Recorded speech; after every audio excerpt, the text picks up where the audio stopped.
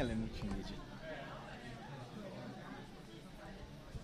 Você é de São Paulo mesmo, Catarina? Eu sou, mas eu morei em Araraquara por bastante tempo, fiz a graduação lá e... Vamos lá, depois a gente se conhece. Bom, boa tarde, ainda não é boa noite. A gente, então, vai dar início à mesa, o Censo de 2022 e a pesquisa em Ciências Sociais. Eu sou Catarina Segato, professora do DCP.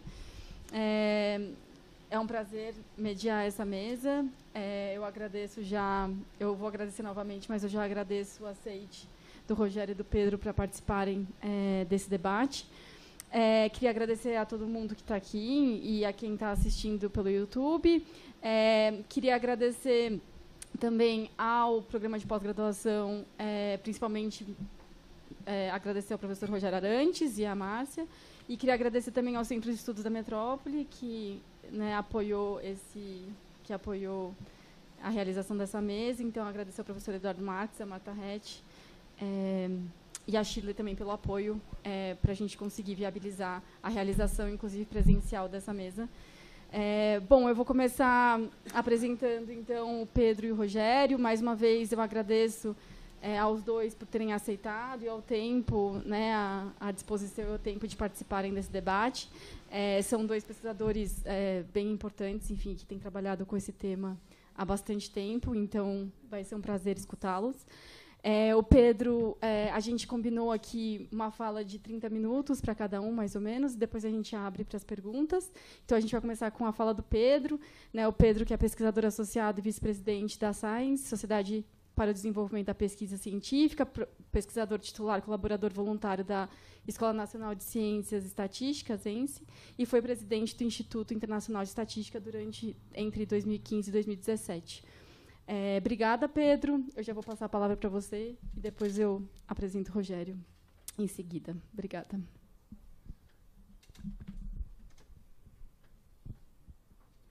Bom, boa tarde a todas e a todos. Catarina, Rogério, queria começar agradecendo o convite, a oportunidade de estar aqui com vocês. É a primeira vez na ciência política. Eu sou estatístico, então é um lugar neste departamento falando, sim, né? Eu já estive aqui na USP, mas geralmente na Casa da Estatística, que é a minha área de formação. Mas aqui na ciência política é a primeira vez, então é um prazer conhecer vocês, departamento e o público que está aqui presente. Antes de falar a minha fala principal, eu preciso ajudar vocês a entender o meu lugar de fala. Eu sou um estatístico que se formou no IBGE. O IBGE tem uma escola de estatística, a Escola Nacional de Ciências e Estatísticas. Eu comecei a estudar lá em 1974. Lá havia um curso técnico de estatística. Eu entrei meio que por acidente e gostei do que estava aprendendo. Prestei vestibular na instituição, fiz a minha graduação lá. Em seguida, imediatamente, iniciei um mestrado na estatística no INPA, que é um instituto de matemática no Rio de Janeiro.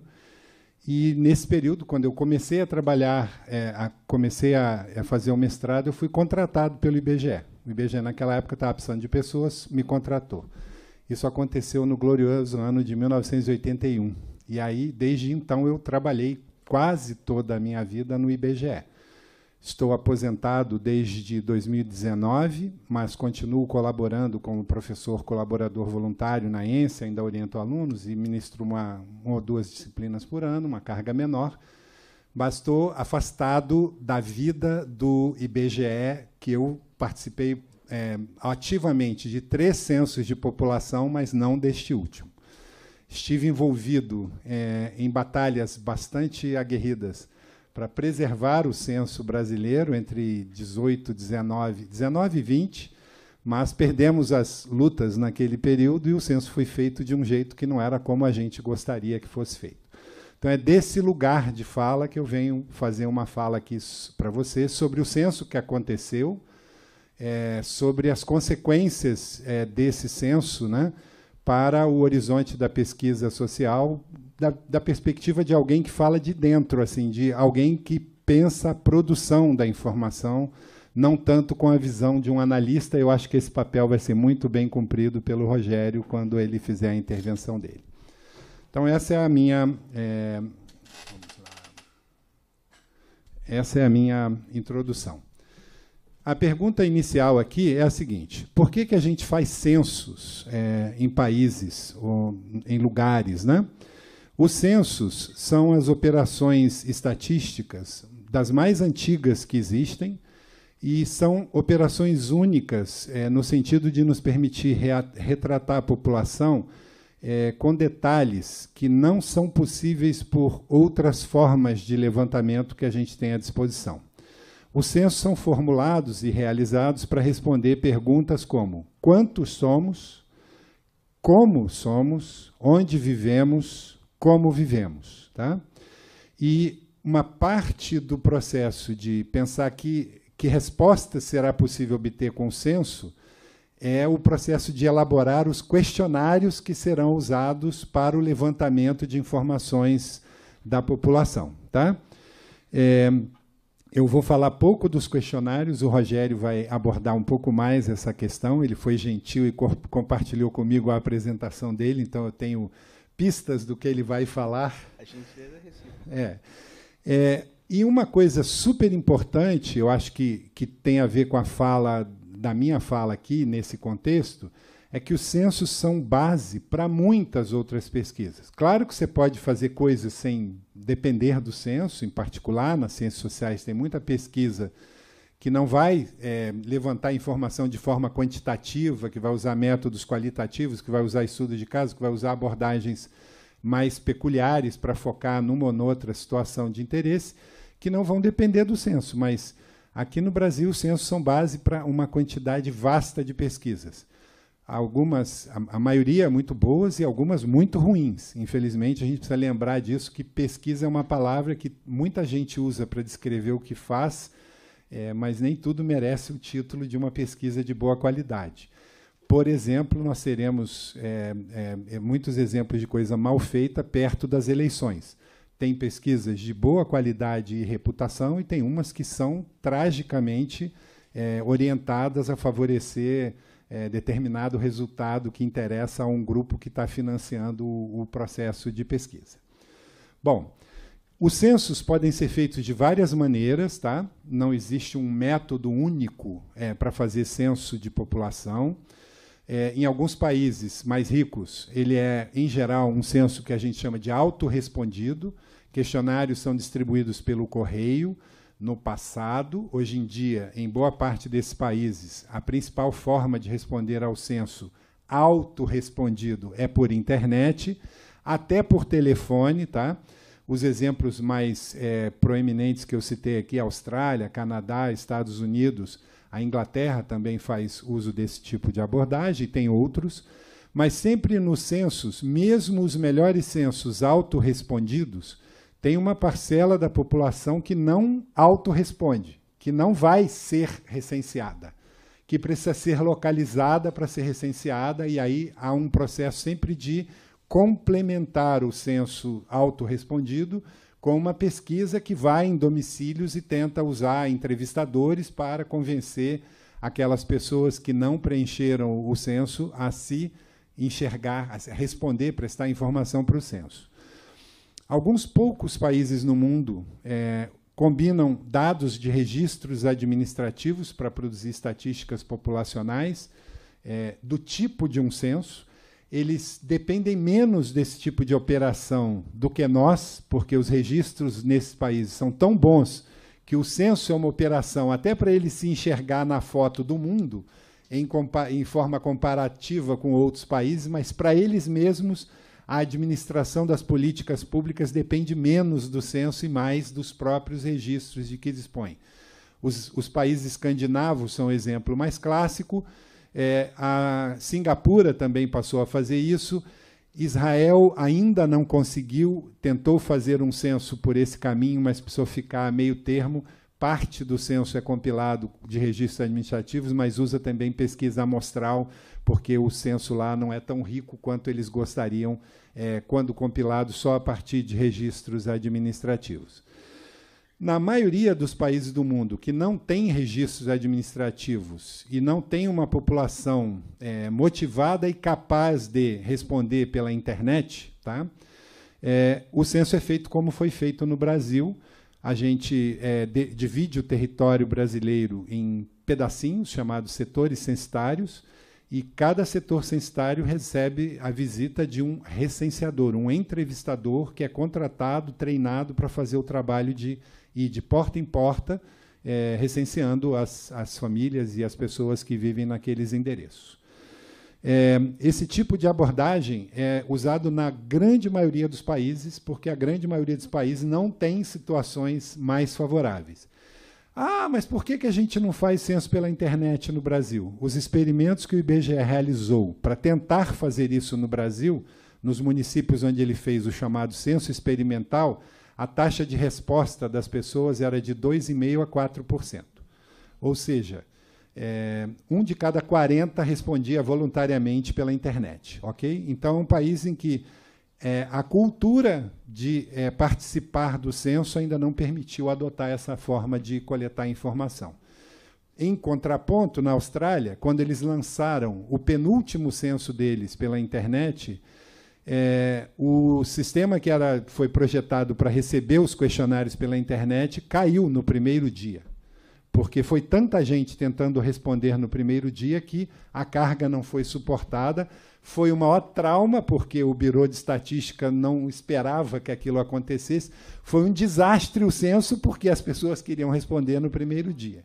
Então, há questões culturais que impedem, algumas vezes, você usar uma forma de coleta que você consideraria mais barata, mais eficiente, menos invasiva, porque ninguém está ouvindo as suas respostas, do que o censo conduzido com a mediação de um entrevistador.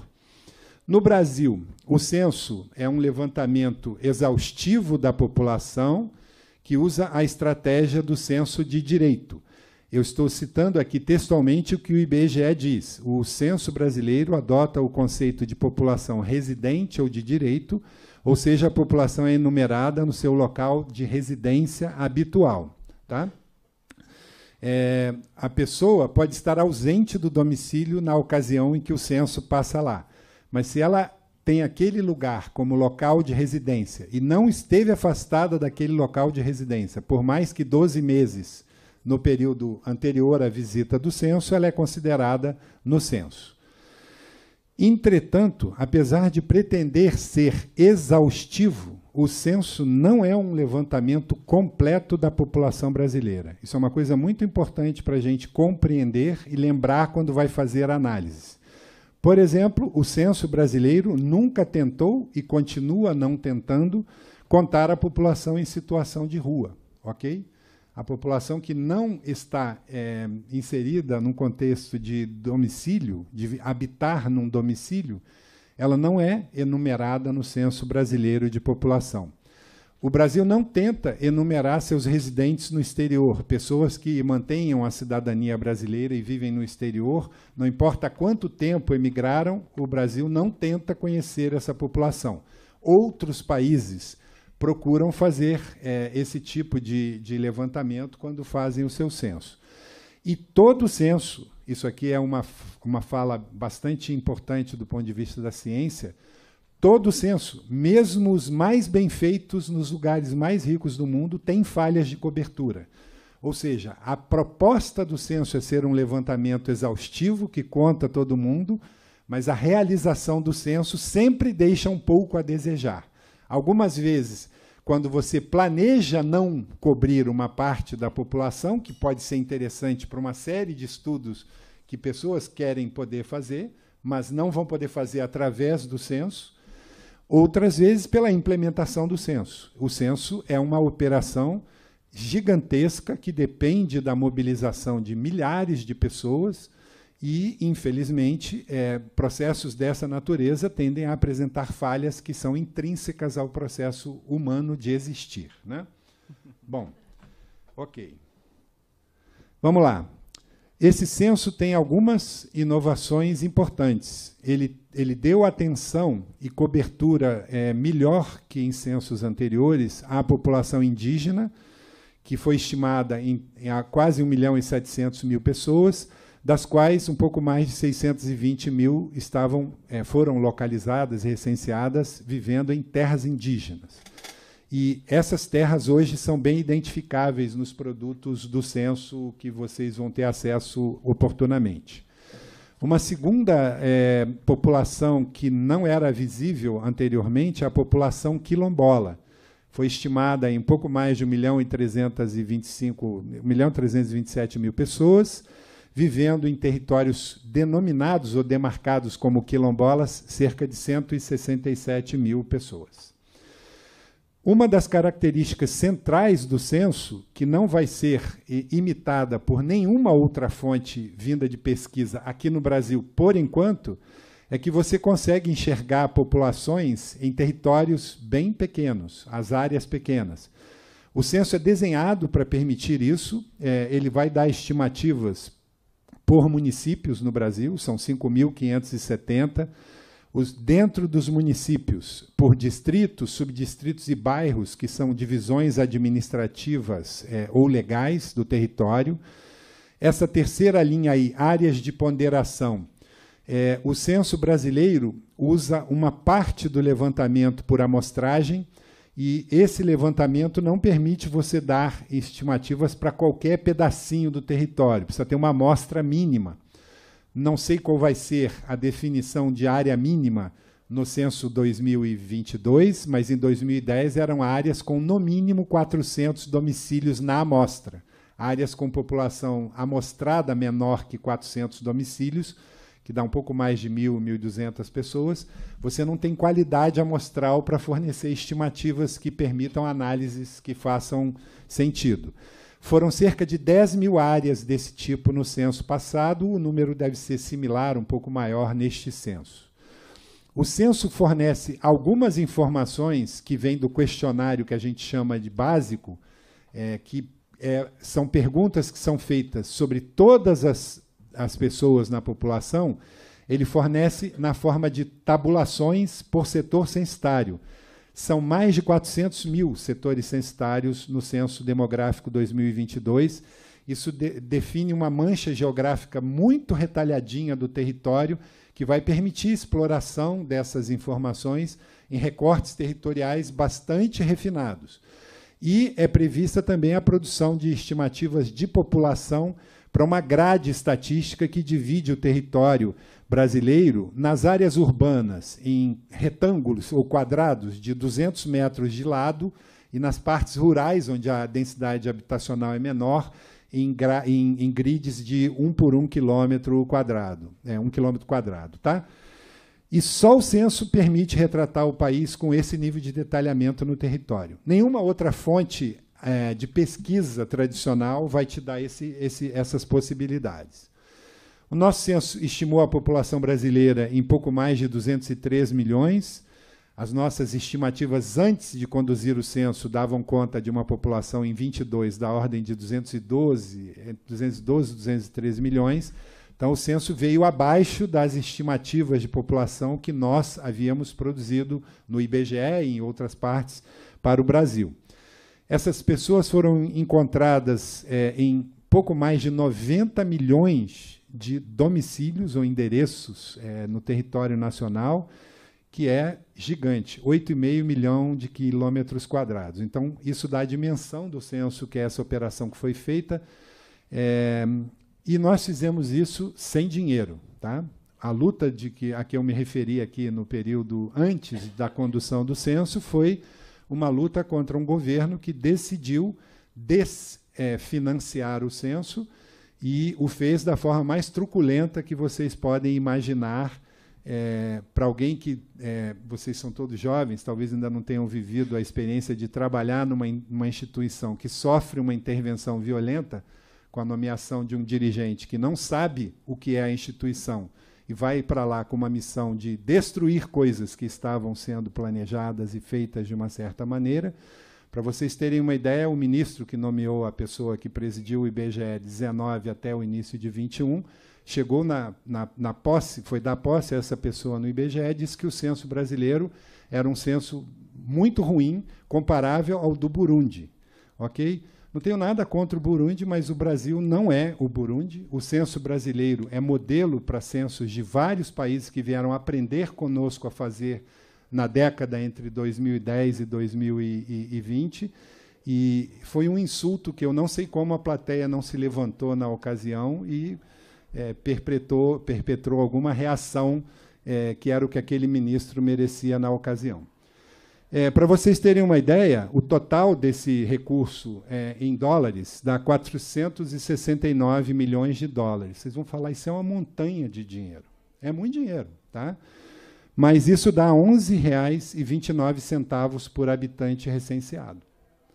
Parem e pensem o que é fazer um censo que requer visitar 90 milhões de domicílios, ok? Num território com essa dimensão que é o nosso, com R$ 11,29 para você fazer o trabalho.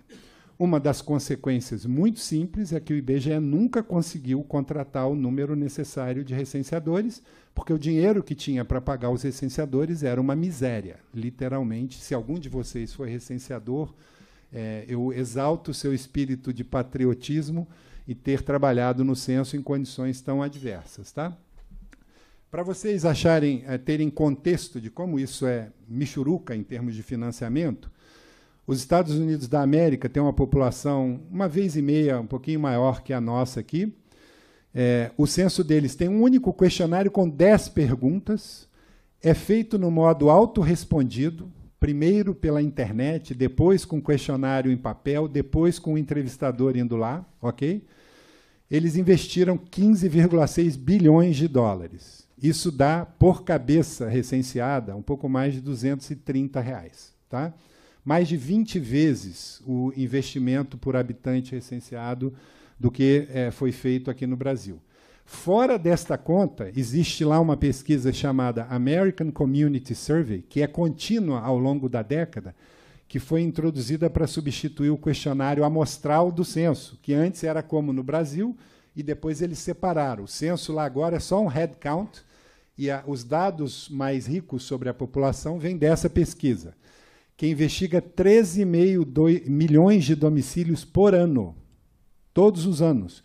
E a conta do orçamento dessa pesquisa não está incluída no dinheiro do censo. Ela tem uma outra alocação orçamentária. E eles combinam dados dessa pesquisa, divulgam todo ano, mas divulgam também estimativas usando 5 anos de dados acumulados que permitem chegar nos recortes do território similares aos que o censo chegava quando esse questionário era feito junto da ocasião do censo. Esse slide aqui é só para você perceber qual é o tamanho da nossa diferença, né? Isso aqui está no site do Bureau of Census norte-americano. No dia 14 de janeiro de 20, o ano da pandemia, eles fizeram a campanha publicitária, lançaram a campanha publicitária para fazer o censo em março, e investiram 500 milhões de dólares só na campanha publicitária pré-censo. Mais dinheiro do que o Brasil gastou para fazer o censo inteiro. Tá? E isso aqui dá uma ideia assim, de mais de 1.000 formas de anunciar em todos os idiomas que são falados ou reconhecidamente por um número suficiente de pessoas naquele país, para comunicar a importância do censo. E o Brasil, sabe quanto tinha no orçamento do censo para a publicidade? Ninguém quer chutar? 0. Hoje, dinheiro algum. O IBGE, toda a publicidade que conseguiu para o censo foi através de motivar a mídia e entregar peças de publicidade elaboradas internamente na casa, construídas com, sabe-se lá, que sacrifício, e a mídia ajudou muito, mas não substitui o papel de uma campanha publicitária planejada e como foi feito em todos os censos anteriores. Tá? O valor de um censo. Isso aqui não é dado brasileiro, mas provavelmente não é muito diferente, talvez seja até mais valioso no Brasil do que na Nova Zelândia. Isso aqui é um estudo de caso feito por economistas bem qualificados que demonstraram que cada dólar investido num censo gera em benefício líquido 5 dólares de retorno na economia. porque quando você tem informação de boa qualidade à disposição do governo e da sociedade, as pessoas decidem melhor o que vão fazer com o seu recurso quando forem aplicar esse recurso. Não vão colocar escola onde não tem criança, não vão colocar serviço para acomodar e atender população idosa onde não tem população idosa, e por aí vai. Aqui no Brasil, colegas da ENSE fizeram, alguns anos atrás, uma estimativa do impacto na distribuição de recursos do Fundo de Participação dos estados, nem chegamos a olhar municípios, caso o censo 2010 não tivesse sido realizado. Em 2016, o FPE distribuiu para os estados 70 bilhões de reais, num ano, ok? Desse total, 1,8 bilhões teriam sido alocados incorretamente, porque os dados das projeções de população que teriam sido usados em lugar do censo botavam mais dinheiro para um estado e menos para o outro, em função das populações estarem mal calibradas, porque não eram medidas, eram projetadas, estimadas, sem a realização do censo. Só metade desse valor teria dado para cobrir o que o IBGE, em 2018, pedia para fazer o censo, que era 3,2 bilhões de reais, e que foi o que ele teve em 2022. Ok? 4 anos depois, um país teve uma inflação de quase 20%. Bem, o censo revelou uma população que perdeu as características de população jovem. Essa é uma pirâmide etária, vocês acredito que já viram algumas, que revela que a população brasileira amadureceu nesse período. As bases da pirâmide estão ficando menores a cada coorte, né?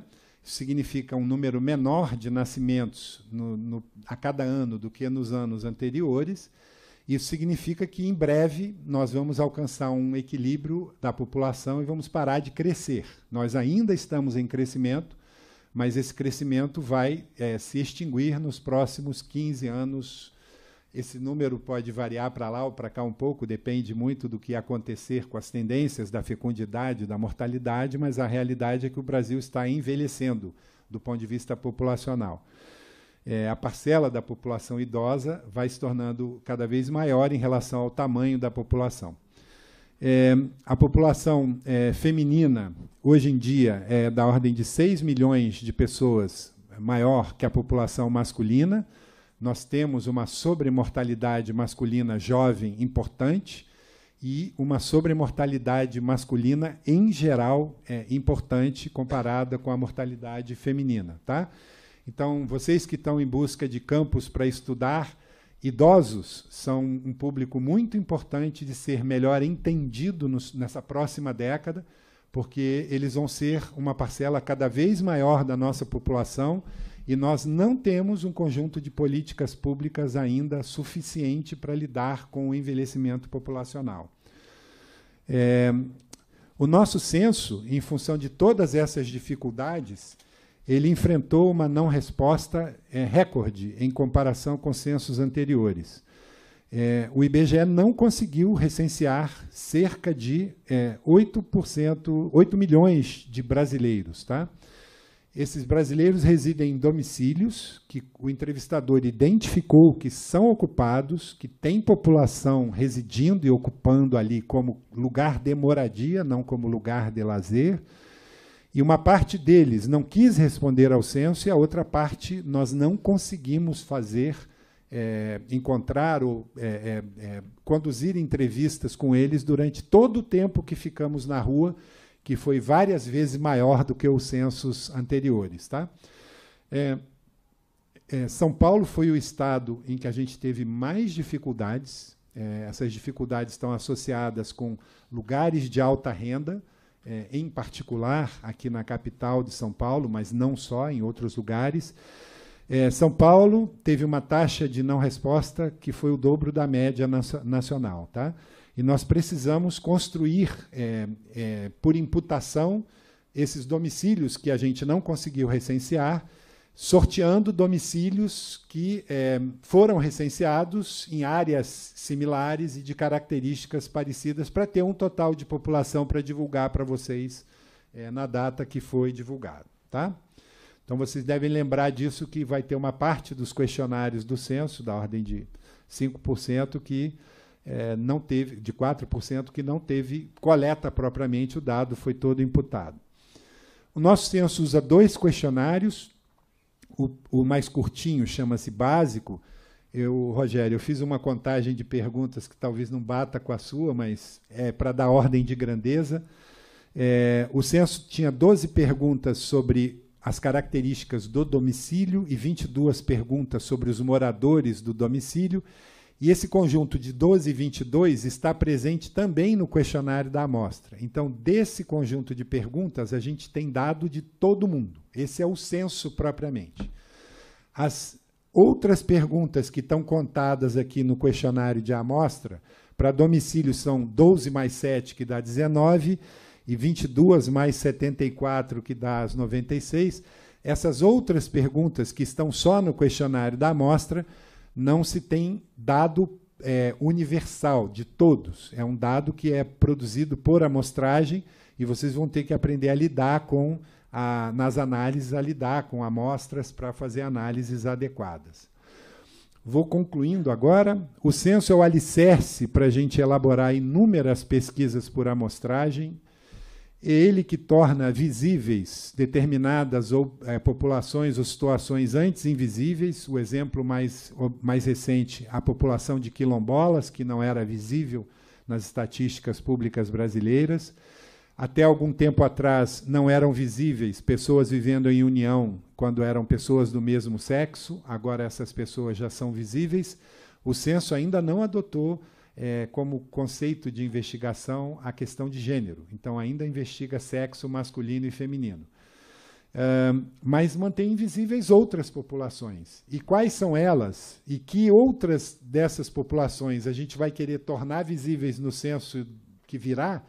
Vocês que estão na academia são importantes atores para gerar essa demanda, pautar as questões que vão orientar a formação do próximo censo. É assim que o IBGE trabalha. Ele faz reuniões com usuários, ouve governo, sociedade, academia, e eventualmente chega num equilíbrio do que pode ser feito no censo.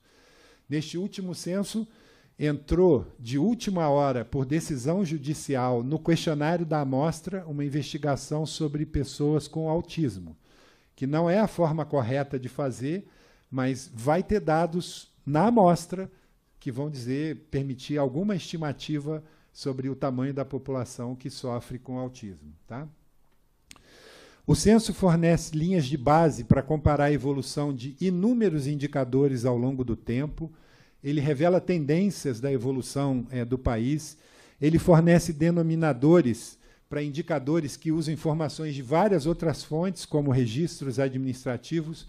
Toda vez que a gente faz vacinação e quer saber qual a parcela da população que vacinou, o numerador vem do registro de vacinados, o denominador vem das estimativas da população que seria elegível para tomar aquela vacina, e isso vem do censo, e depois do censo, das projeções de população, estimativas de população, que são ancoradas no censo. Ele é usado para distribuir recursos públicos vultosos. Eu mencionei para vocês só o fundo de participação dos estados, mas tem o fundo de participação dos municípios, recursos da saúde, da educação. Uma montanha de dinheiro no nosso país é distribuída com base em informações que o censo é que orienta. Ele tem limitações, as mais óbvias são as que eu vou citar aqui, o Rogério vai explorar em alguma medida a primeira delas. A cobertura temática é muito limitada, a gente num censo não consegue perguntar tudo que se precisa saber ou que se gostaria de saber. Um censo é uma operação que precisa acontecer num tempo curto e, por isso, os questionários não podem ser infinitamente grandes. Ele impõe limites ao que pode ser disseminado sem quebrar a promessa da confidencialidade dos dados individuais que o IBGE faz a cada um de vocês que foi recenseado. Ele é grande, mas, em termos atuais, ele já não é mais tão grande. Cabe no laptop, todo o conjunto de dados do censo. Vai ser possível analisá-lo em muitos lugares, e isso é o que a gente viu já no último censo. Então, embora grande, embora ele não caiba talvez no pendrive menorzinho que você ainda tem na gaveta, mas num laptop decente ele já cabe e já é possível processá-lo em equipamentos distribuídos dessa natureza.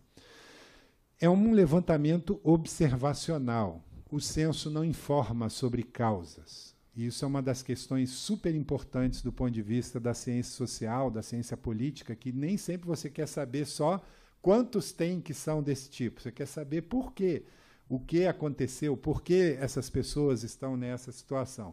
Isso não é o censo que vai dar, vai precisar ser complementado com muitas outras pesquisas e formas de abordar a questão diferentes da de realizar um censo. Eu agradeço muito, novamente, pelo convite, pela oportunidade, e depois estou à disposição para a gente debater aí.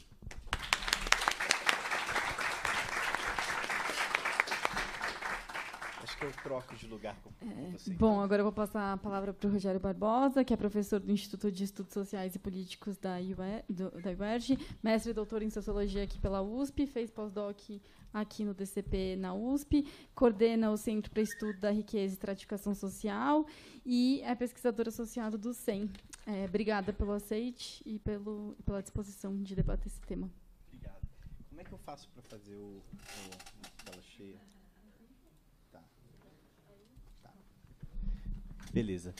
Bem, gente, em primeiro lugar, queria, eu estou muito emocionado de estar aqui, porque a USP, de certa forma, é minha casa ainda, e eu, desde que mudei para o Rio de Janeiro, não tinha pisado em São Paulo de volta. Essa é a primeira vez que eu venho, então eu estou muito contente de estar aqui.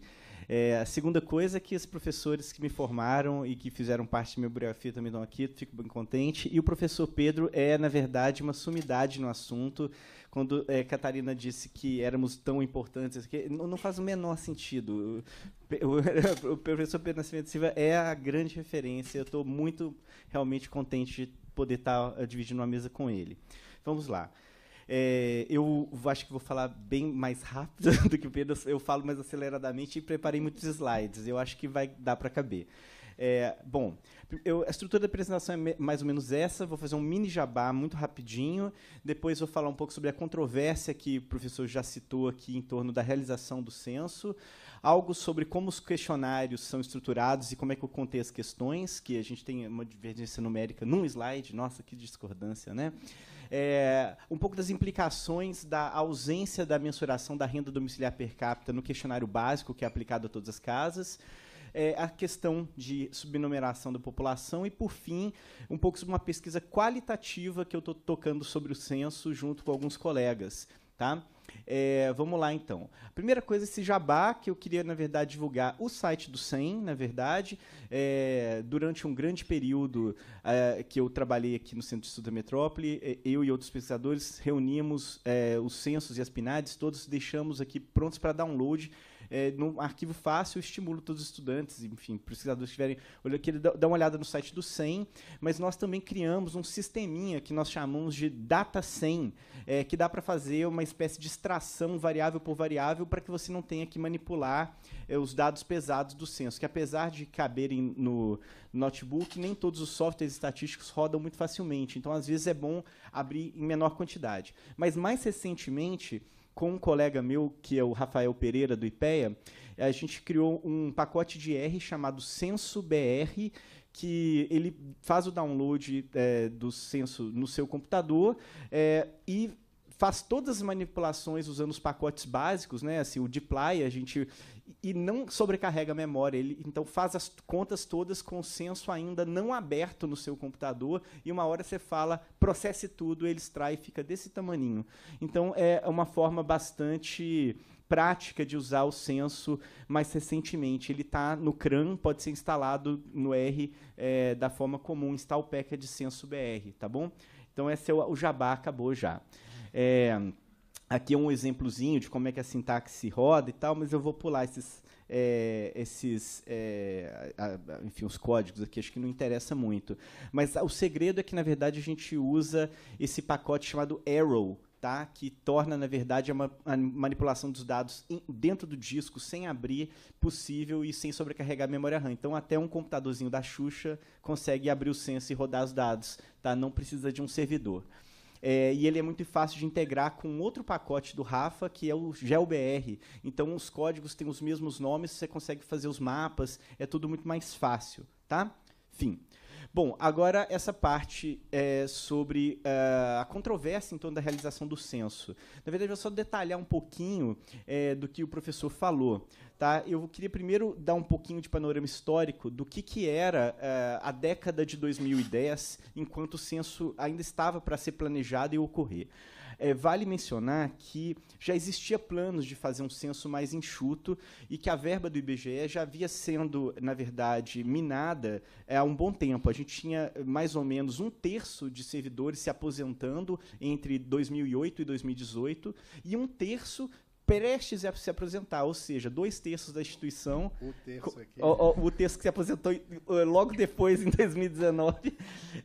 Mas, assim, o corpo fixo de servidores baixou de 7.450, mais ou menos, para 5.030 nesse intervalo de 10 anos. Já estava bem claro que, na verdade, ia ser bem difícil realizar o censo. E das 583 agências, quase metade funcionava com apenas 2 servidores e 61 delas com apenas 1 servidor. Tá? Isso significa que, na realidade, do ponto de vista de capital humano, era muito difícil realizar o censo já. Tá? Em 2019, com a substituição da presidência do IBGE e a demissão do diretor de pesquisa, uma série de outras enfim, revoltas internas aconteceram. 5 outros diretores entregaram cargo. E, na verdade, essa coisa do Paulo Guedes, no dia 22 de fevereiro de 2019, que foi o dia que a presidente empossou, ele disse que vendam os prédios para bancar o censo. Né? Quer dizer, o censo que custa 2,3, que acabou custando 2,3 bilhões e estava orçado em 3,4 bilhões, se vendesse 2 prédios de 100 milhões, bancava o quê? Uns 4 questionários. Né? Fizeram as contas, eu sou de humanas. Mas, enfim, eu sei que parece que o vilão naquele momento era o tamanho do questionário, e aí a grande parte da comoção pública era com respeito à preservação dos temas e das questões investigadas, quando, na realidade, já existia esse problema que é de pessoal anterior. Né? Uma campanha começa em junho, chamada Todos pelo Censo, tocada pelo sindicato e servidores do IBGE. Acho que o senhor fez parte, né, desse movimento. Mesmo assim, não se conseguiu fazer a reposição orçamentária. Na realidade, o Freixo, em algum momento, na comissão... numa comissão de idosos, eu esqueci o nome da comissão, ele, na verdade, conseguiu uma verba da comissão para fazer uma reposição, mas a LOA veio logo em seguida e fez um corte grande, e, enfim. Em 2020, tudo ficou parado por causa da Covid, e fazia todo sentido parar. Aliás, a LOA foi em março de 2021 e o orçamento foi cortado em 97%. Tá? Então, aquilo que se planejava fazer, na realidade, com 1 bilhão a menos, na verdade, estava com todos os bilhões a menos. E aí, nesse momento, a presidente, que tinha sido empossada pelo Paulo Guedes, entregou o cargo. Tá? Nesse momento, ficou tudo muito assim, nublado. Em outubro, houve uma restituição orçamentária e o Eduardo Rios Neto, que assumiu, que era diretor de pesquisa naquele momento, ele conseguiu, então, dar início às operações censitárias. As operações censitárias, no entanto, foram muito atribuladas, né, com muito menos orçamento, muito menos pessoal, não houve concurso de pessoal permanente. Né? Os dados que os servidores me passaram de que teria havido uma queda de 75% a 80% do orçamento de divulgação. Você falou que foi para 0, né? Então, porque a palavra divulgação inclui o que vem depois. Ah, tá. Bom, enfim, mas de toda maneira, enfim, depois a gente conversa sobre o que significa essa rubrica aqui. Houve uma dificuldade imensa para contratar. A justificativa institucional é de que o mercado estava muito aquecido. A previsão era contratar 180 mil recenseadores, só houve 120 mil. Tem uns números discrepantes. Isso é o presidente atual... o anterior ao atual, vocês veem que trocou muitas vezes, né? Que diz que foram 120 mil, mas eu já vi divulgado no site do IBGE, inclusive, que já foram 160. De todo modo, não estavam todos trabalhando ao mesmo tempo. O campo iniciou em agosto e houve adiamentos sucessivos. Vai acabar em outubro? Não. Vai acabar em dezembro? Não. Vai acabar em janeiro? Não. Vai acabar em fevereiro? Acabou em maio. Tá? a gente ficou quase um ano realizando o censo. Isso gera, inclusive, um problema muito grande, porque ele tem uma data de referência fixa, né, que é 1º de agosto. Então, como é que você... A última semana de julho, primeira semana de agosto. Então, ao longo de um ano, você tem que falar o que tinha na sua casa um ano atrás. Isso já gera um problema grande, né? E quando, na realidade, esse déficit recenseador ficou a tal ponto crítico, alguns municípios, inclusive Rio de Janeiro, chamaram agentes de saúde para atuar como recenseadores sem o treinamento devido, tá? Porque eles conheciam a comunidade. Isso aqui é um gráfico que mostra, na realidade, o percentual de contratados a cada ponto do tempo. Então, esse gráfico de barras aqui, laranja e azul, ele nunca chega ao 100%, sempre está abaixo, quer dizer, falta contratação. A parte azul são pessoas contratadas, mas não trabalhando, estavam ociosos, seja porque não havia trabalho designado para eles, seja porque eles estavam, de alguma forma, fazendo alguma operação tartaruga. Palavra essa utilizada por uma entrevistada recenseadora que eu tive contato. Tá? O tempo, a comparação dos tempos de demora está no gráfico ao lado. A gente tem aí a evolução do tempo que demorou para fazer o censo de 2010. Né? A cada ponto do tempo, ele está mais ou menos acima, né? Tem quase que uma dominância, com exceção do começo, que parece que o censo de 22 andou um pouquinho mais rápido, tem uma dominância da velocidade do censo de 2010 o tempo todo. Em 31 do 10, né, na semana de 31 de outubro, o censo de 2010 já tinha feito 98% das casas, né, da operação censitária, enquanto o outro ainda estava em 63%. Bom, o questionário é tão longo assim mesmo, como é que a gente avalia? Tá? Isso aqui é um trechinho do questionário do universo do censo de 2022. Vocês estão vendo uns numerozinhos, assim, ó, 1, 2, 3, 4, 5, que estão aqui ao lado. Ó, aqui tem um 1. É assim que o IBGE conta perguntas. Então, o próprio IBGE divulgou no site, né, que são 26 perguntas no censo de 2022. No entanto, os quesitos são numerados aqui, 2.01. Então, esse 2.01 significa que tem, na verdade, algo que começa com 2 e um segundo dígito, 01, conta esse 01 como um dígito. Então, se a gente contar, na verdade, essa segunda casa, a gente tem mais perguntas. Tem algumas que têm até 3 casas, como esse daqui. Ó. Então, tem várias formas de contar, já que eu mostro para vocês os números das questões. E, além disso, tem fluxos, que nem todo mundo responde todas as perguntas. Você trabalhou na semana passada? Não. Então, você pula todo o módulo de trabalho. Você estuda? Não. Então, você sabe ler e escrever? Não. Então, você pula todo o módulo de educação. Então, as pessoas não respondem todas as perguntas. Então, essa ideia de comparar brutamente o tamanho do questionário não faz muito sentido, porque, na realidade, ninguém responde o questionário inteiro. Assim, raríssimas pessoas, talvez, respondam o questionário inteiro. Tá? Essa aqui é a comparação, então, do tamanho dos questionários, da amostra, tá? Desse questionário maior, que é aplicado em uma a cada 10 casas, tal como ele era em 2010. Tá? Então, contando só aqueles números maiores, tinha 102 perguntas no questionário de 2010. Na pesquisa piloto número 2, que foi a campo, que já era praticamente o censo de 2020, pronto para ir a campo, ele tinha 112 perguntas. E, no entanto, acabou, no final das contas, ficando com 77. Então, as propostas de corte foram sendo cada vez mais austeras, e a última que ficou foi a menor de todas. Então, esse, de fato, é um questionário muito pequeno, perto dos 2 anteriores que nós tivemos. Tá? A pergunta que fica é se isso realmente ajudou a reduzir custos. Na realidade, a grande parte do custo é a logística. Criar as condições de pagamento dos recenseadores e pagamento de pessoal, deslocamento, ajuda de custa, visitas e revisitas. O tempo a estimativa de custo do tempo de cada pergunta é ínfima. Eu já fiz essa conta, posso mostrar para vocês, não está nesses slides. Mas assim, como é que fala? A economia marginal de tempo e de dinheiro de cada pergunta é praticamente zero. Tá? Então, na verdade, tinha muitas razões para cortar o questionário, inclusive melhorar, entre aspas, a qualidade da coleta, dizendo que se você pergunta muita coisa, as pessoas enchem o saco, você deixa de perguntar as coisas mais importantes, gera problemas de subenumeração, mas já tinha uma prova piloto provada e esse questionário que foi a campo não tinha sido pré-testado desse jeito, não é o questionário que foi no censo experimental de Poços de Caldas, tá? Então, na verdade, foi melhor em que sentido, se ele não era nem pré-testado, né? Mas vamos lá. Bom, deixa eu ver quanto tempo eu tenho. Ai, meu Deus, estou com medo. Quanto tempo eu tenho? Agora que eu vou falar de dado, olha só, sobre a ausência da renda domiciliar no questionário do Universo. Tá? Então, assim, geralmente, o questionário pergunta a renda de todos os indivíduos. Quanto você recebe, quanto você recebe, quanto você recebe. E aí, somando isso, você cria a renda domiciliar per capita, certo? No questionário do Universo, você tinha uma forma mais simples de fazer essas perguntas, e no questionário da MOS, você pergunta por fonte de renda. Em 2022, só se pergunta a renda do chefe do domicílio, do responsável do domicílio.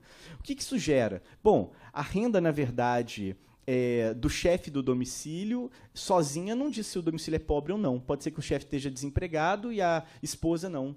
Pode ser que, na verdade, os filhos sustentem os pais e um dos pais é o chefe do domicílio. Ou seja, a gente não tem como calcular medidas de desigualdade e pobreza a partir do Universo. Logo, a gente não tem como saber se setores censitários são pobres ou se não são pobres. E uma das vontades que nós tínhamos, eu digo nós, um conjunto de amigos meus, inclusive um pessoal do Ministério do Desenvolvimento Social, era comparar o quanto o CadÚnico sobreestima ou superestima a população pobre em cada área para melhorar a buscativa e ver se a distância com relação à CRAS pode, por exemplo, melhorar a cobertura de programas sociais. Não vai dar para fazer isso. Tá? Mas dá para estimar, sei lá, fazer uma regressão e estimar se a renda familiar está, na verdade, usando a renda do chefe, ver se a renda familiar dá para ser estimada. Bom, dá para fazer isso e eu fiz, tá? Então, assim, eu fiz uma função estranhíssima aqui, mas é uma regressão em que eu tomo a variável renda de todas as fontes individual do chefe como preditora da renda domiciliar per capita. Tá? Eu fiz isso para 2000 e 2010, porque não tem como fazer para 2022, porque não tem essa variável. Mas a pergunta é, se a gente consegue fazer isso para 2000, então eu vejo se depois eu consigo extrapolar isso para 2022. Poderia ser uma possibilidade. Usei um monte de variáveis demográficas, sexo, idade ao quadrado, raça, participação econômica ou não, tipo do domicílio, etc, etc, etc. Fato é que os erros de classificação são muito grandes. Olha só, das 100 pessoas preditas como pobres, tá, 30% não eram de verdade pobres. Eu estaria dizendo, né, se eu usar a renda predita, eu estou dizendo que pessoas que não são pobres são. Tá? E vice-versa. Dos que eu classifiquei como não pobres, 13% seriam. Então, tem um erro de classificação e ele não é balanceado. Tá? E a mesma coisa acontece em 2010 e em até assim, um pouco pior aqui para os pobres. Um erro de inclusão na pobreza de pessoas que não são pobres. Tá? Eu fiz um modelo correndo, eu não fiz, isso não é um artigo meu, isso eu preparei para apresentação, mas, de toda maneira, mostra... Assim, eu acho que essa regressão até foi razoável, eu dou aula disso. Mas, assim, estou brincando, mas assim, não é ótima, mas assim, era uma brincadeira e não pareceu uma brincadeira boa. Tá? Outra coisa é o quanto eu consigo usar das informações de um ano para prever de outro. Então, se eu pegasse os coeficientes estimados da regressão de 2000 e usasse para extrapolar com os dados de 2010, o quanto isso é bom ou ruim. Bom, isso aqui é um R2, tá? Que é essa medida de qualidade de ajuste de regressão linear. É bom que isso fosse perto de 1. As extrapolações são péssimas. Então, o que a gente faria, na verdade, para prever a renda domiciliar per capita de 2022 que não foi coletada? A gente provavelmente ajustaria um modelo na PNAD ou no censo anterior e faria essa extrapolação. E a gente acertaria, no máximo, 62%, 67%. Tá? Os erros seriam muito grandes. Então, a gente está sem essa informação. E não sei o que fazer. Tá? Assim, o caso de São Gonçalo ficou bastante famoso, é um município em torno do Rio de Janeiro, né, da região metropolitana, em que 138 mil pessoas, a menos do que o projetado, foram encontradas pelo censo demográfico. Tá? Isso é muito ou é pouco? Bom, isso significa 134 pessoas a cada 1.000 desapareceram da projeção. É como se, e fazendo simplesmente a extrapolação, usando dados do registro civil de mortes e nascimentos, a gente teria essas pessoas lá. Então, tem menos pessoas do que a gente tem, levando em conta mortes e nascimentos. Tá? Será que, então, se não é crescimento vegetativo, será que é migração? Então, muitas pessoas fugiram de São Gonçalo em massa. Isso, 134 pessoas por 1.000 é maior do que a migração para fora da Síria durante a guerra, que foi 116 por 1.000. Então, isso assustou até os demógrafos que estavam defendendo os cortes do censo, como é que fala, citado ali. É gente demais, resumiu o demógrafo. Não consigo explicar esses números demograficamente. Tenho mais dúvidas do que certezas. Tá? Esse foi um dos principais defensores dos cortes, do tamanho do questionário. Seu colega, desculpa. Mas, enfim, a taxa de crescimento, de fato, estava caindo ao longo do tempo, né, de crescimento demográfico. Tem uma imprecisão maluca aí nos primeiros censos anteriores ao IBGE, mas depois de 1950 é tudo muito comportado. Cada ano cresce menos do que o anterior. E acontece que a taxa de crescimento aqui do último anual, né, do último decênio, é muito menor do que as demais, então, mas ainda assim é provável, né?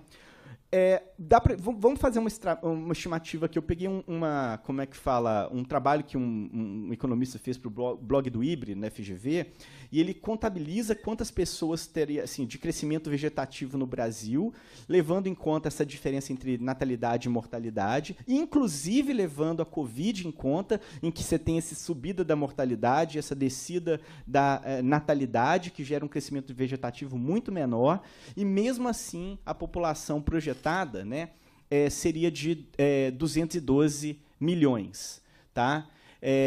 Umas correções posteriores levaram a 207, 208. A gente tem, no mínimo, aí, uns 4 a 5 milhões de pessoas a menos do que a gente esperava. Tá? Esses números são aproximados. E, de fato, tem mais gente no registro civil com as idades de 1, 2, 3, 4, 5, até 11 anos, tá, do que no censo demográfico. As barrinhas vermelhas estão maiores, tá, em todas as idades. Sempre tem diferenças entre dados administrativos e dados, de pesquisas domiciliares. Isso não é uma validação. Na verdade, é só, assim, eu estou tirando pistas para a gente pensar onde pode estar o erro, tá? Onde pode estar o problema, se é que tem problema. Tá? Mas, assim, geralmente, nascimento não é subestimado. Mortalidade é mais subestimada. Então, as populações mais jovens deveriam estar mais cravadas, mas não estão. Tá? Isso aqui é uma diferença entre o censo de 2022 e a projeção. Tá? Tem municípios que, na verdade, foram superestimados. Aliás, se encontrou mais população do que a estimativa. Eles são marcados aqui de azul. E os municípios que foram encontrados com menos população do que a estimativa foram marcados de vermelho. Tá? Parece um caos, mas, na verdade, eu fiz uma análise de clusterização espacial. Tem, na verdade, um padrão. Tá? Certas regiões, como, por exemplo, norte de Minas, Vale de Jequitinhonha, sul da Bahia e boa área da região norte, um pedaço aqui de Paraná e Santa Catarina, tem padrões de clusterização que mostram que, eventualmente, pode ter a ver com como o censo se organizou nessas regiões, seja num conjunto de municípios que tem alguma característica em comum, que eu não sei, ou pode ser, inclusive, alguma coisa da gestão estadual da pesquisa. Tá? Mas essa clusterização espacial pode ter a ver com gestão da pesquisa, mas é claro que também tem a ver com fenômenos demográficos, assim, por exemplo, aqui é a fronteira agrícola, né? A gente está falando, enfim. Eu fiz, assim, o quanto que é normal, né, ter menos população no censo seguinte do que no anterior. Então, veja, isso acontece. Em 91, comparado com 2000, tem vários municípios que decresceram em 2000. Tem vários municípios que decresceram em 2010, mas tem muito mais municípios que decresceram em 2022. Tá? Então, de novo, é aquela coisa, né? Fala como pato, anda como pato, tem cheiro de pato, eu acho que... Né? Outra coisa que assim, uma comparação interessante é pegar a população matriculada em cada faixa etária. tal como expressa no Censo da Educação Básica, do INEP. Então, eu peguei a população de 6 a 10, de 11 a 14, de 15 a 17, e comparei com a população que existe naqueles municípios, em cada município, nessas mesmas faixas etárias. É comum, vocês veem aqui que a primeira linha de gráficos se diz respeito a 2010, e a segunda linha a 2022. A quantidade de bolinhas azuis são municípios que estão superestimando, né, quer dizer, que tem mais gente no censo matriculada, mais gente no censo escolar matriculada, do que população naquelas idades. Ou seja, tem mais estudante do que criança. Tá? Então, os azuis aqui são isso. Então, sempre teve. Tá? Olha só, em 2.952 municípios, tinha mais matrículas do que pessoas. Em 2010, de 6 a 10 anos. Em 2.500, mais matrículas do que pessoas de 11 a 14 anos em 2010, e assim por diante. O problema é que o fenômeno aumentou muito. Tá? Passou para 3.600, 2.900, e aqui onde só tinha 211 para 1.878, né? Não, 1.078. Tá? Então, o fenômeno aumentou. De novo, o censo escolar é uma boa fonte de validação? Não, muito pelo contrário. Ele é validado pelo censo escolar porque o INEP tem menos aparato nesse sentido do que o IBGE. No entanto, quando essa discrepância começa a pender para o outro lado, a gente começa a desconfiar da nossa fonte de validação original, que era o censo demográfico. Tá?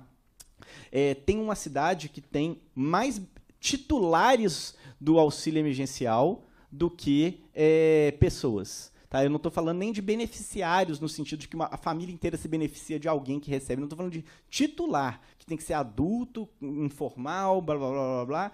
No Amapá, eu descobri um caso de fraude absurdo, tá? Vão lá. No Amapá até teve fraude, foi em Macapá, teve uma operação policial complicada, mas na cidade de Amapá, no Amapá, você tem 11.502 beneficiários, mas só 7.211 adultos. Tá? Isso é maior, não só do que a população adulta, como a própria população em geral. Tá? Então, é um pouco estranho. Né? Enfim. O último exercício que eu fiz empírico para tentar... Como é que eu estou? Já passei bastante, né? Ai, meu Deus do céu. Mas eu... Tá caminhando, mas eu estou caminhando, mas não estou, você sabia? Eu fiz aqui, ó, uma outra coisa que é tentar prever os municípios que têm mais discrepância usando algumas características. Que é uma regressão, eu sei, está complicado. Olhem só a última coluna. É o seguinte: quanto mais percentual de domicílios sem entrevistas, né, 1 ponto percentual de domicílio sem entrevista, ou seja, vaga ou recusa, aumenta 0,7 pontos percentual na sua população, ou seja, talvez tenham sobreimputado alguns, municípios. A outra coisa é quanto mais domicílios vagos, menos população a gente encontra. Esse erro é menor em municípios grandes, é óbvio, municípios maiores eles têm melhor projeção, né? Você tem um efeito de clusterização, que é essa coisa das regiões em que os erros acontecem todos perto um do outro. Tá? E é isso, na verdade. Eu queria assim, entender um pouco mais isso aqui. Isso aqui foi uma regressão que não importa muito, não. Mas, de fato, o percentual de domicílios vagos impacta bastante, tá? A estimativa de população, a contagem de população que nós encontramos. Mas, ainda assim, o R2 é muito baixo, essa regressão explica muito pouco, boa parte do erro que a gente tem se deve a coisas que eu não estou levando em conta, então eu não sei. Tá? Bom, por fim, queria só falar dessa última pesquisa que a gente está fazendo. Eu estou em colaboração com o Moisés Copper, que foi pós-doc aqui no SEM, hoje ele é professor na Universidade de Antuérpia, e Eugênia Mota, minha colega, que era colaboradora lá no IESP, e agora recém-contratada da FRJ. São antropólogos e eu estou de passagem. Mas, assim, são ótimas pessoas, eu estou assim, muito aprendendo com eles, mas eu faço uma coisa muito diferente, então eu fico muito... a gente planejou essa ideia de entrevistar os recenseadores do censo demográfico para entender o que aconteceu lá na ponta. Tá? A primeira coisa é que houve greve de recenseadores. No dia 1º de setembro do ano passado teve uma greve, tinha a ver com essa baixa remuneração deles. Tá? A gente entrevistou, por enquanto, poucas pessoas. Tá? Eu fiz uma entrevista piloto com 3 pessoas, a gente está entrando agora em campo para entrevistar mais 6, e a partir de janeiro a gente vai fazer um treinamento em massa e entrevistar muita gente mesmo. Assim. Então, a pesquisa está sendo desenhada. Tá? Mas, assim, das pessoas que a gente conversou, que foram poucas, inclusive alguns servidores do IBGE, assim, muitos afirmam não ter feito o treinamento para aplicar questionário, que o treinamento subestimou o esforço necessário, eles estavam sobrecarregados, que os próprios treinadores, que eram supervisores, eram também recém-contratados, não eram servidores, não tinham domínio, e os treinamentos foram ruins por causa disso. E muitos recorreram à internet e YouTube como fonte de informação auxiliar para aprender a aplicar o questionário. Tá? A remuneração média do entrevistador em 2022 foi de R$ 1.700 por mês, enquanto o valor equivalente, já deflacionado em 2010, era de R$ 5.000. Então, era muito menor, quase 3 vezes menor. Tá? 3 vezes menor, de fato.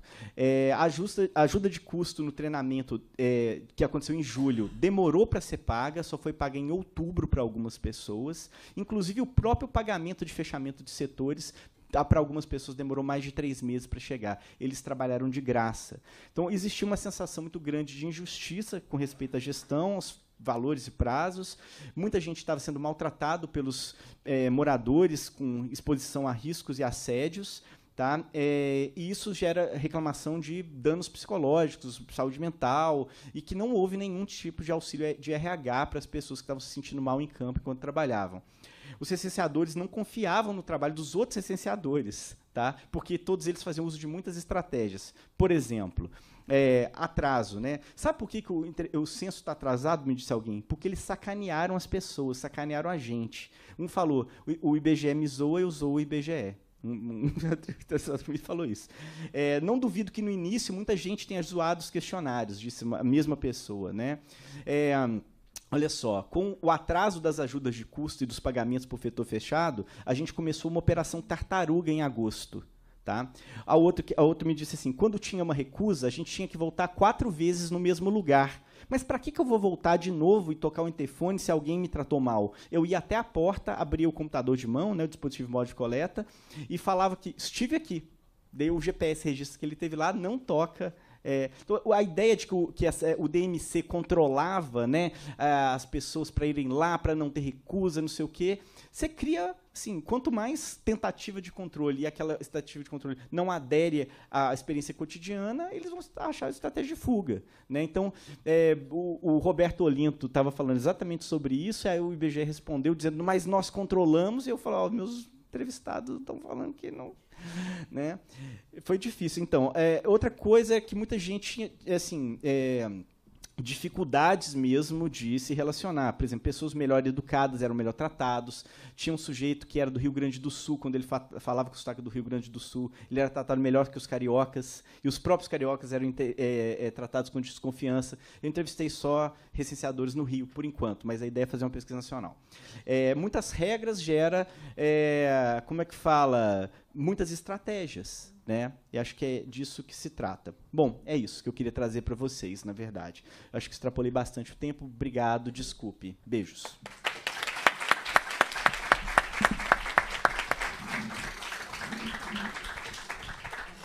Obrigada, Rogério. Bom, acho que foi ótimo, não tem problema o tempo. Foram apresentações muito interessantes. Bom, eu preciso seguir a regra, que é abrir primeiro para os alunos de mestrado e doutorado. Então, vamos esperar aí alguns minutos. Alguém tem alguma pergunta? Pode. Tem que vir aqui, né? Senão não...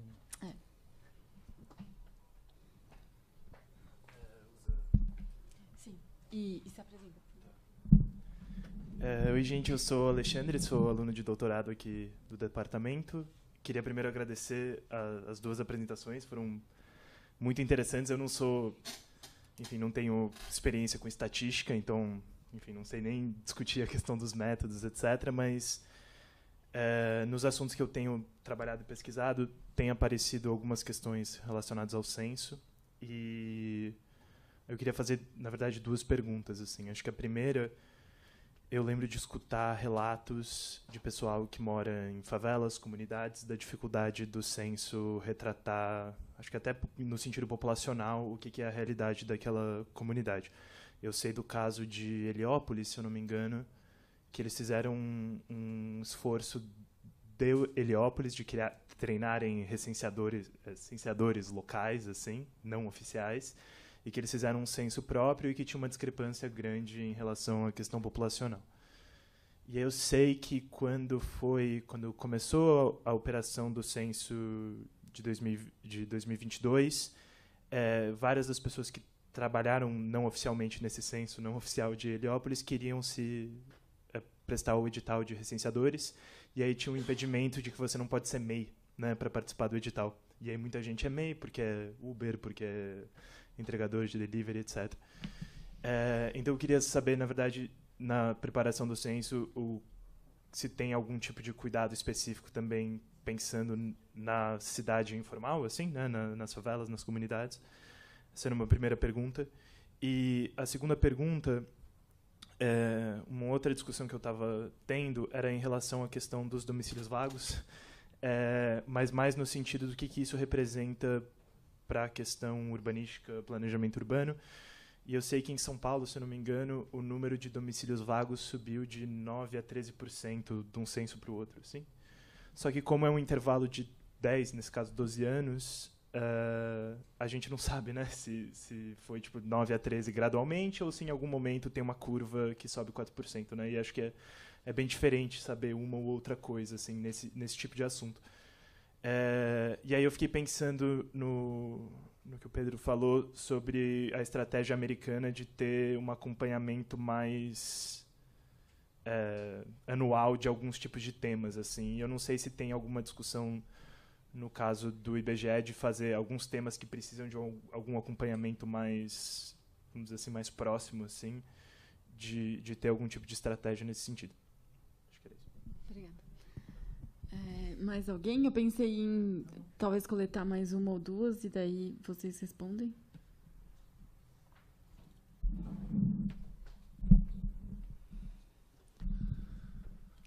Boa noite, meu nome é Ana Cláudia Cortez, eu sou aluna aqui do doutorado, do DCP. Tenho duas perguntas também. Uma é que vocês ressaltaram bastante o ativismo dos servidores do IBGE para a realização do censo em 2022, dado o contexto. Eu queria ouvir mais. O Rogério falou sobre a campanha Todos pelo Censo, e aí eu queria ouvir um pouco do Pedro, assim, sobre a sua experiência, sobre as estratégias de resistência dos servidores e a importância da burocracia para que o censo em 2022 ocorresse. E a minha segunda pergunta para o Rogério. Você falou, né, Rogério? Tem cara de pato, tem cheiro de pato.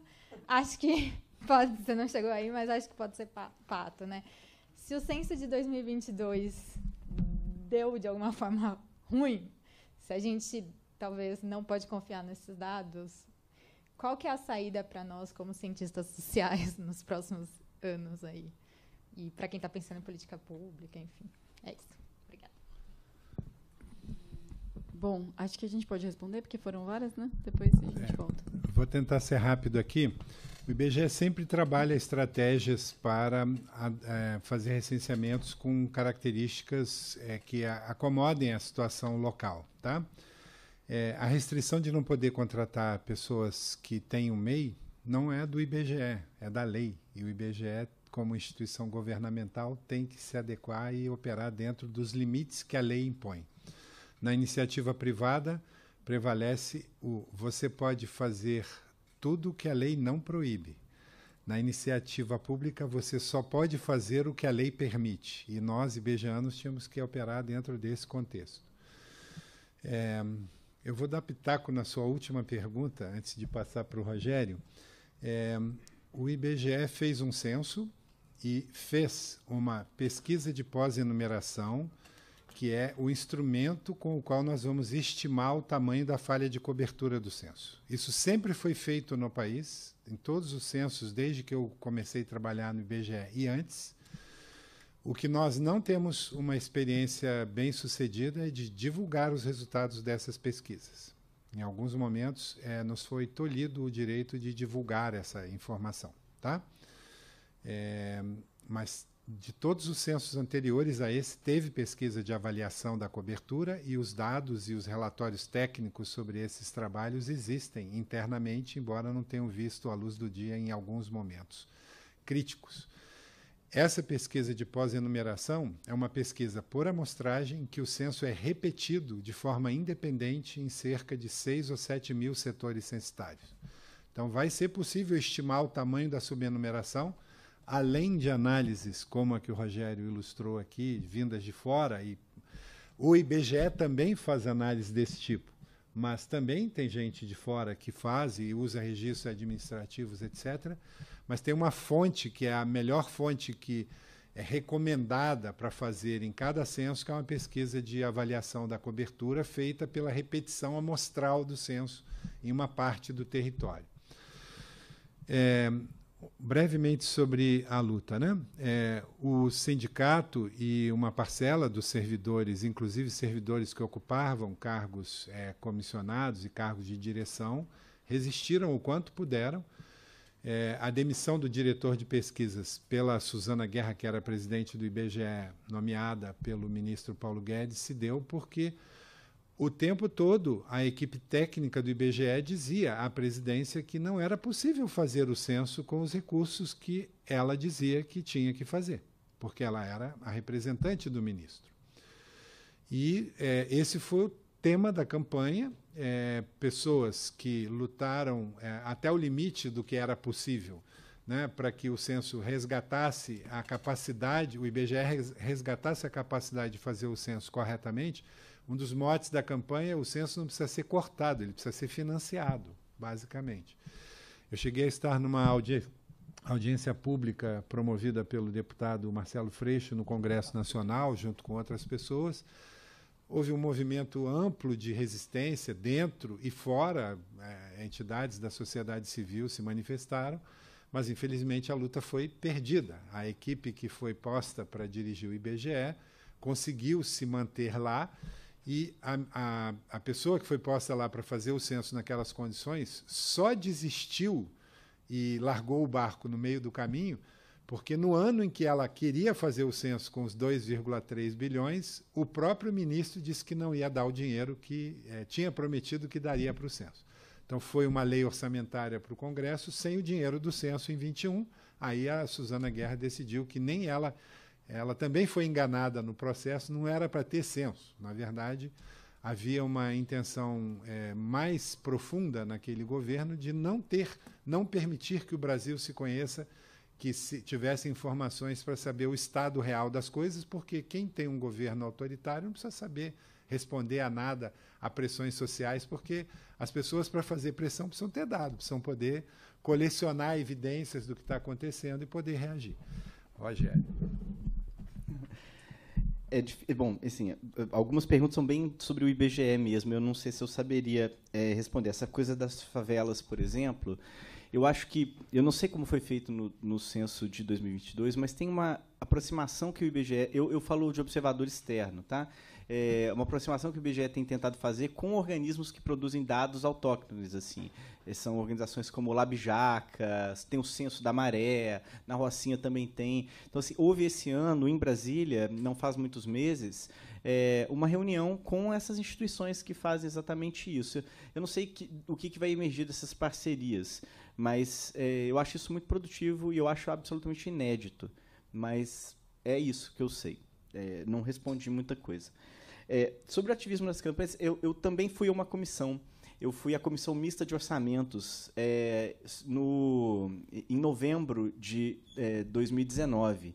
A comissão que você foi em julho ou junho, agora eu esqueci. 7 de julho, estou aqui com ela, né, coisa. Nessa, vocês estavam lutando pelo orçamento e a Suzana dizendo: eu dou conta, eu não preciso de mais dinheiro. O Freixo falou assim: mas eu vou dar. E deu. Então, quando eu fui em novembro, eles fazia poucos dias que a comissão tinha liberado essa verba. E o IBGE ia falar o quê na comissão? Não quero. Né? Eles não foram. Foi só o nosso lado da campanha.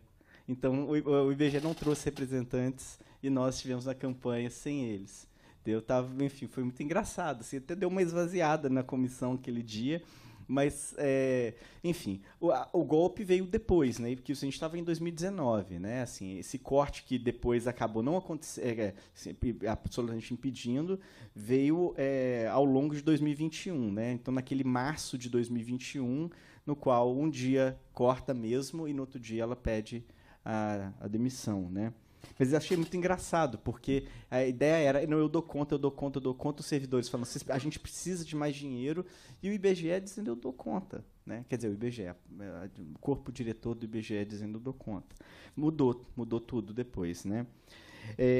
Então, sobre a pergunta da Ana, né? Assim, deu ruim, na verdade, eu estava conversando exatamente sobre isso com o professor antes da gente entrar aqui, e, assim, existem estratégias de correção a posteriori, mas, como o professor me disse, o censo é a base da correção para as outras coisas, e não o contrário. Né?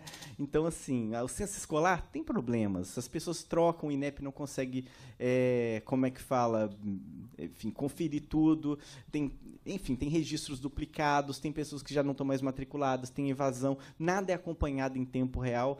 Então, é difícil dizer que o censo escolar seria. A RAIS não é um censo do mercado de trabalho. O CadÚnico, ele tem lags absurdos, e essa você sabe muito bem, lags absurdos de, atualização. Então, ele não é um censo da população pobre. Nada substitui o censo demográfico, de fato. Né? E aí a questão que fica existem estratégias de modelagem, mas que são duvidosas, né? E modelagem significa aplicação de coisas que são estatísticas, logo estocásticas, logo probabilísticas, no sentido de que vai ter uma margem de erro de alguma coisa que você vai usar. E, além de tudo, toda técnica estatística tem uma pressuposição. Então, assumindo não sei o quê, é isso que eu encontro mais ou menos. A questão é que esses assumptions têm que ser justificados de uma forma razoável. O censo realizado sem muitos problemas, não precisa de muitas justificativas. Né? Então, assim, eu não acho que deu ruim para sempre, mas eu acho que duvido que o IBGE vai aplicar uma correção e vai tornar pública, e eu acho que pesquisadores vão acabar adotando isso em casa, sabe? Assim, a gente vai pensar, comparar com o registro civil, extrapolar algumas linhas de tendência das projeções, etc. Então, não deu completamente ruim, sabe? Mas é um problema que a gente não pode se furtar a discutir. É isso. Mais alguém? Pode. A gente tem algumas perguntas que foram feitas no YouTube, e daí depois eu tento fazer algumas. Bom, boa noite. Meu nome é Victor, sou doutorando em Sociologia aqui na casa. E eu fiquei muito sensibilizado na apresentação de vocês sobre a crise e também sobre o que o Rogério falou da falta de informação de renda.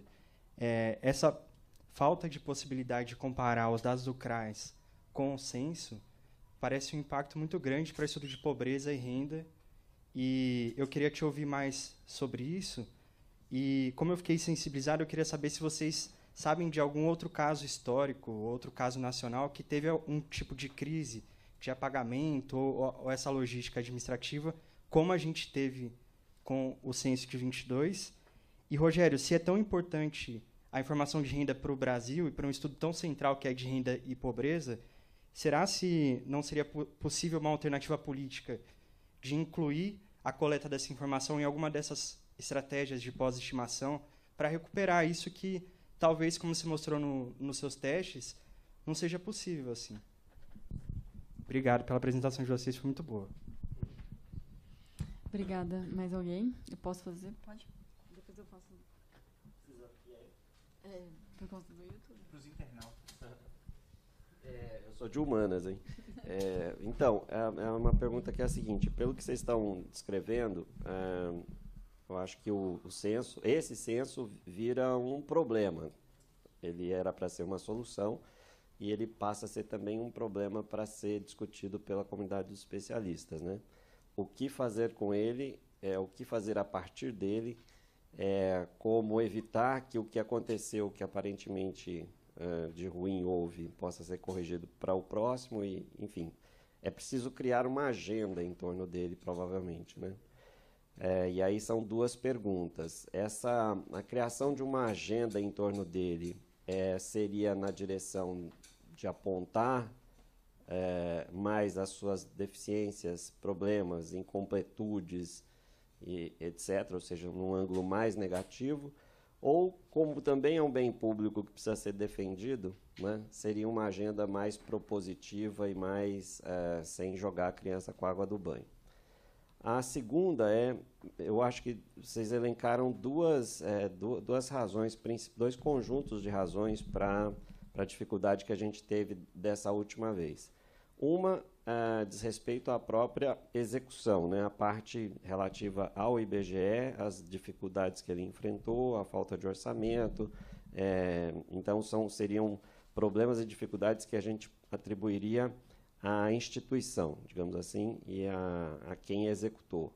Mas vocês também mencionaram dificuldades decorrentes da sociedade, resistência na sociedade de aceitar a ideia de ser medida dessa forma, né? Não se trata de excluir um e ficar só com o outro, mas queria ouvir vocês, assim, se o problema, por exemplo, central é a subrepresentação da população, qual a hipótese mais forte, né? A intencionalidade do cidadão de não receber o recenseador ou falhas na execução da parte de quem foi recensear? Você apostaria mais, né? Talvez as duas, enfim. Obrigado. E muito obrigado pelas apresentações. Eu vou só fazer aqui duas perguntas do YouTube, daí vocês respondem assim a última leva de perguntas. Eu vou escolher algumas, porque algumas acho que vocês já responderam durante as apresentações. Tem uma que eu acho que é interessante, que vocês não falaram muito, sobre a comparação, a comparabilidade ao longo do tempo, mudando algumas variáveis, algumas perguntas. E a segunda, que seria mais para o Rogério, que é em relação, eu acho que é interessante porque é sobre metodologia, mas no caso da pesquisa, como que vocês recrutaram informantes, os recenseadores, para essa pesquisa qualitativa que vocês estão conduzindo? Quer responder primeiro? Sobre essa coisa de outras crises que já existentes, teve muitas. O censo sempre foi uma história de crise, isso é normal. O censo de 1872 devia ter sido realizado, se não me engano, quase 10 anos antes. E aí depois eles não conseguiram realizar não teve outro censo no Império, só foram realizar na República em 1890. O censo de 1900 teve um problema no município da capital, que era o Rio de Janeiro, e ele teve que ser reaplicado no município da capital em 1906. Então você tem o censo do Brasil inteiro em 1900 e o censo do Rio de Janeiro em 1906. Não teve censo em 1910, o que já mostra uma crise um pouquinho maior. Não teve censo em 1930 por motivos de revolução. Seja lá como vocês queiram chamar, essa pode chamar de revolução, né? Agora, o censo de 60 teve problemas de processamento. Eu estava conversando aqui com o professor antes também. Na verdade, o censo foi a campo, tudo mais, mas ele não conseguiu ser processado. Parte dos questionários foram perdidos e tal. Então, quer dizer, tem relatórios prontos sobre o universo, mas não gerou microdados, e não tem relatórios prontos sobre todos os estados da amostra, tá? A história do 160 é uma coisa que eu gosto, eu poderia falar mais ou menos uns 45 minutos a mais só sobre o 160. Mas 91, por motivos de Collor, a gente só teve censo um ano depois, tá? E agora a gente tem essa. Então, quer dizer, teve vários. E tem crises internas de outras ordens. Por exemplo, não perguntaram raça em 1970, porque uma comissão científica disse que isso não era uma pergunta. Então, às vezes, você tem, na verdade, crises que são pontuais.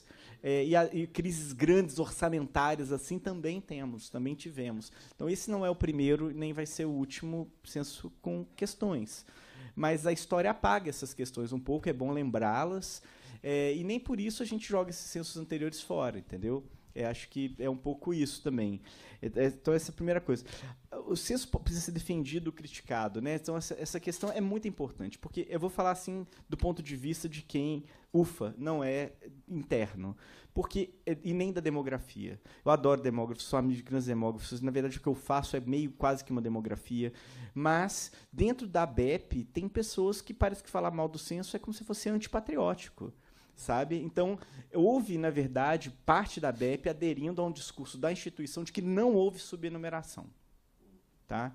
E aí, isso lá em dezembro, quando lançaram o resultado parcial, que era 207 milhões. Agora, quando lançou 203, algumas pessoas não aguentaram e romperam esse silêncio. Mas existe criticar o censo ser antipatriótico. E eu acho isso muito complicado. A gente não tem fácil acesso a esses dados que permitiriam a gente avaliar a pesquisa por dentro. Tá? Mas é possível construir. O desejo é construir. O IBGE é uma das instituições que eu mais admiro e que mais foram inclusivas comigo. Desde o próprio corpo de funcionários, que me incluiu um pouco na campanha, até o corpo diretor. O diretor de pesquisa, durante o período da Covid, o CIMAR, me convidou para ajudar a elaborar o questionário da PNAD Covid. Assim, eu nunca imaginei que eu pudesse fazer isso. Assim, foi incrível, sabe? Então, assim, são pessoas muito inclusivas, muito sérias, e que foram colocadas contra a parede por um governo e quiseram tocar o censo porque tinha que tocar o censo. Então, assim, a instituição estava muito pressionada. Sabe?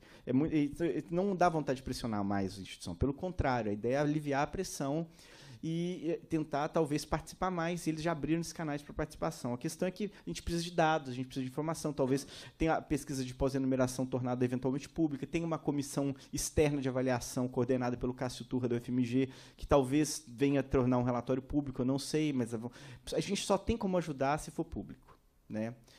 Eu acho que é um pouco isso, assim. Sobre desigualdade da sociedade, já tem uma crise do survey instalada mesmo, sabe? Dessa coisa de uma recusa social, de responder de saco cheio. O survey parece uma pesquisa de telemarketing, sabe? Então, o censo se parece um survey se parece em pesquisa de telemarketing. É fácil fazer A ligar com B, B ligar com C, né? Então, assim...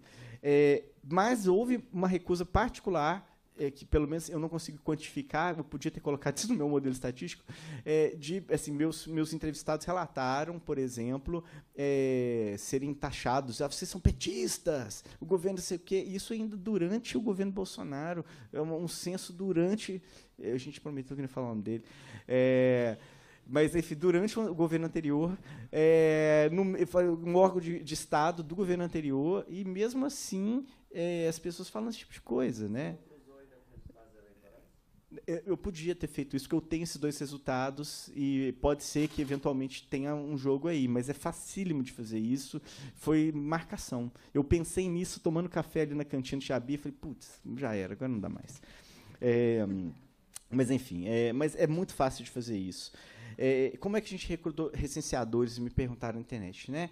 Bom, 2 coisas. Eu tinha uma aluna de Lato Senso que tinha sido recenseadora, ela me ligou a 2 pessoas que me ligaram a mais, e eu fui abrindo em árvore, meio bola de neve, os primeiros coletas. O Moisés está abrindo uma frente com base em grupos de internet de recenseadores.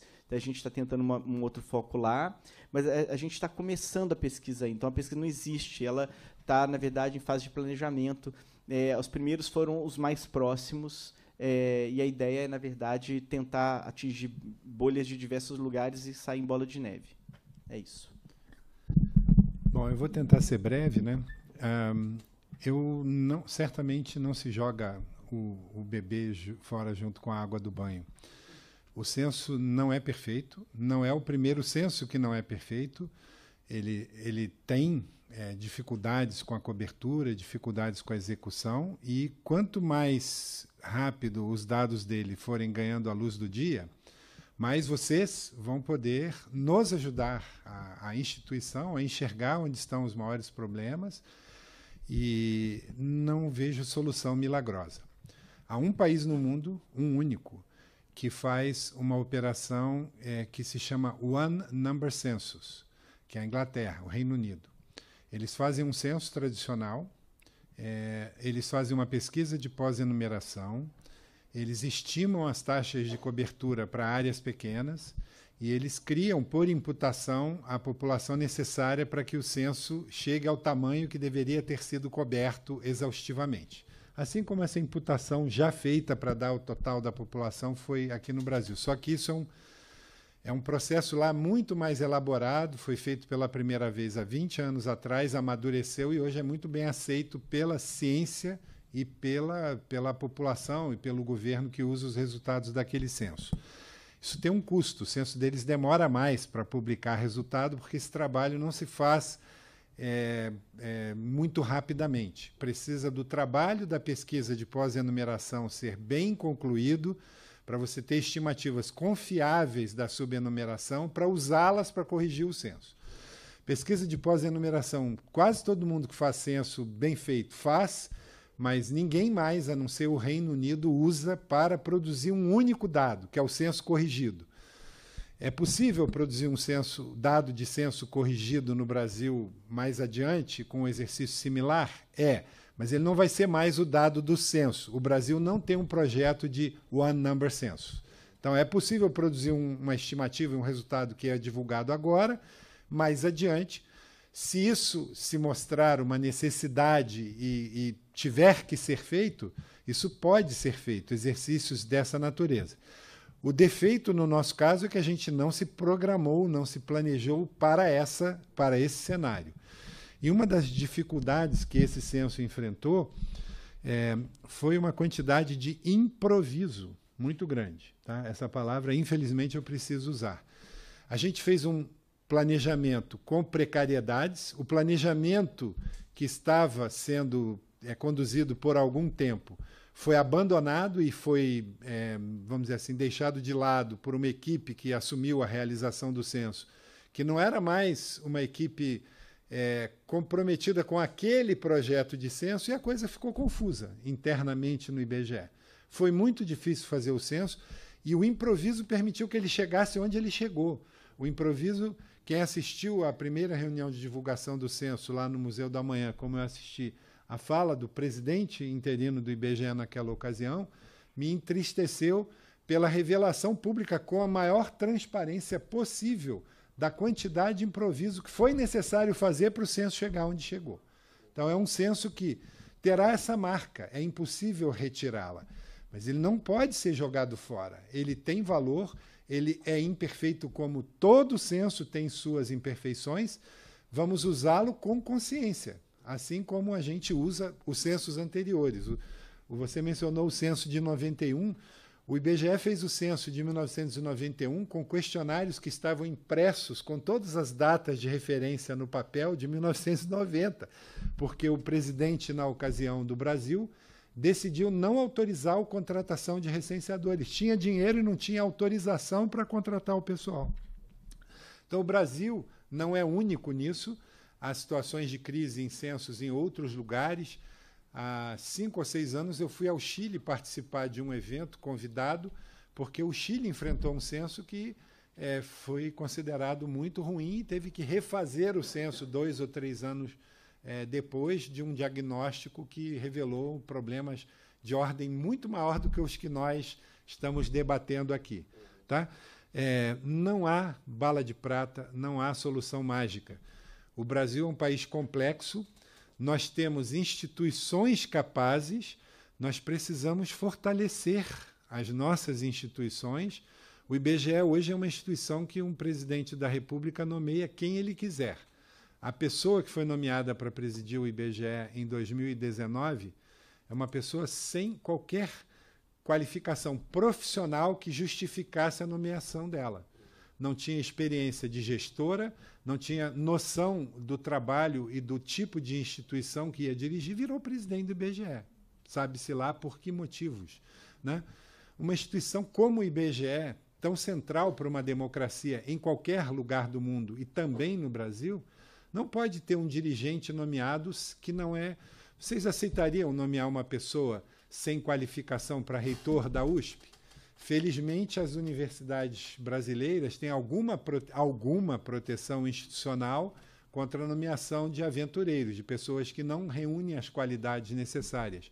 Isso não acontece no IBGE hoje ainda. Recentemente, passamos pelo debate, quem vai presidir o IBGE, quando o nome saiu, gente falando para lá, para cá.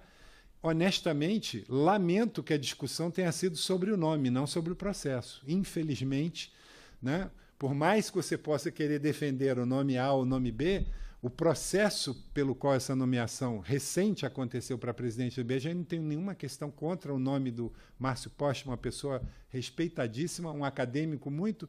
Agora, o que o credencia a ser presidente do IBGE? Eu ponho um ponto de interrogação. De onde veio? Ele é reconhecido pelo presidente da República Brasileira como um nome bom para isso. Não é um bom processo. Me desculpem, o processo está errado.